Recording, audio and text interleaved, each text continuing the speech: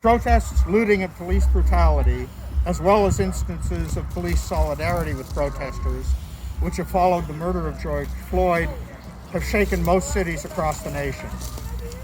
Both events have revealed the fragility of our economic and political systems.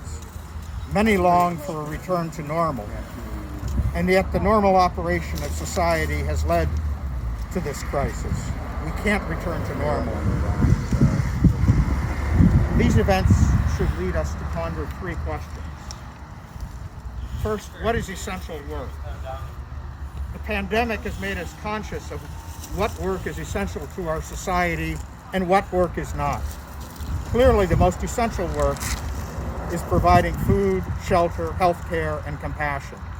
That is what we need to survive and flourish as persons and as a society. The murder of George Floyd has revealed the kind of work that is not essential to our society. Healing is essential work, killing is not. Second, what is heroism? For all our lives, military valor has been held up as the epitome of heroism.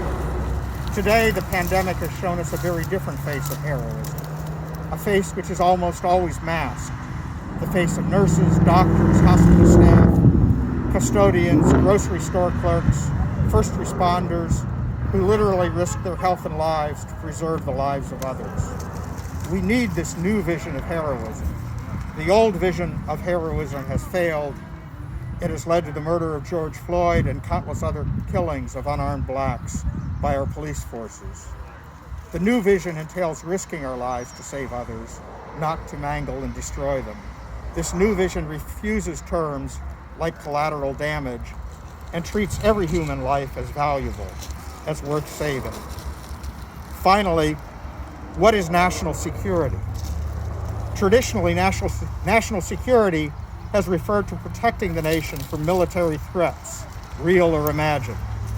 The military, with some help from the CIA, Homeland Security, etc., has been the institution entrusted to deal with the issue of national security. Increasingly, some have come to see that not all threats to our national security are military in nature.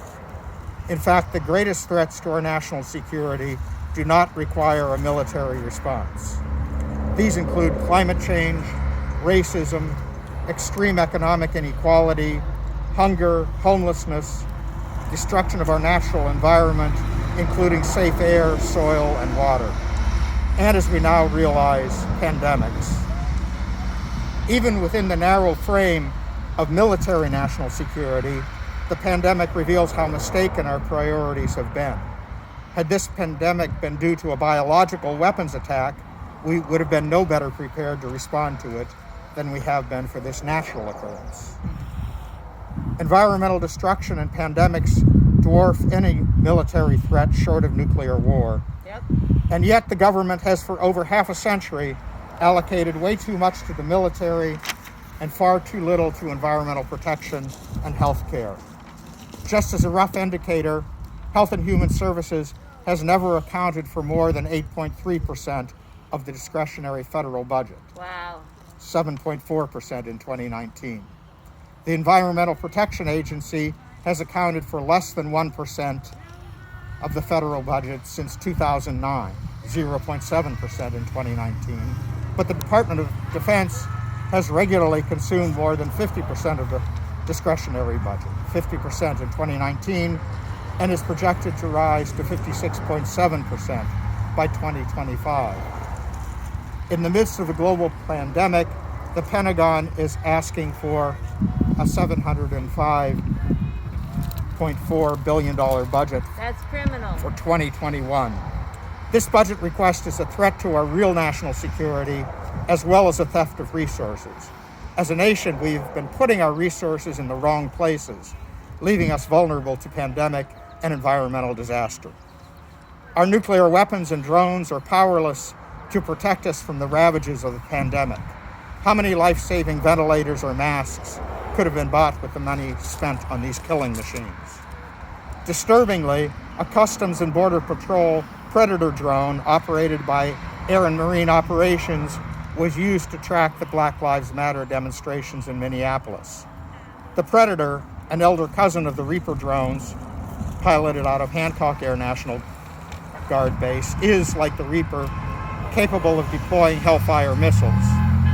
Presumably, the one flown over Minneapolis was not armed. However, the use of weaponizable drones in matters of domestic unrest, combined with President Trump's statements about using the military to dominate the streets of America's cities, should raise red flags for all who are concerned about freedom of speech in this country.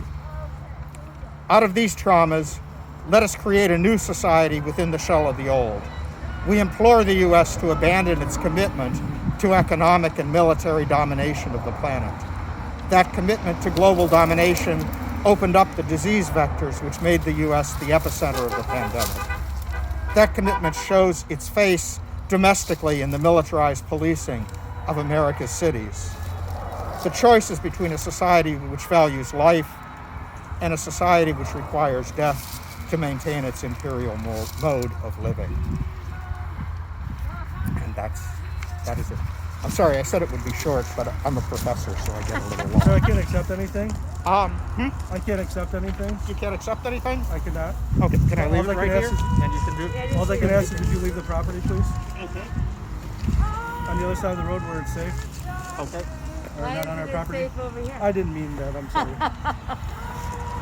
That's all right. We can all make a misstatement. So thank you. I hope you guys are staying healthy. All right, stay safe. Yes, you guys. Thanks for listening. Thank you. Stay healthy.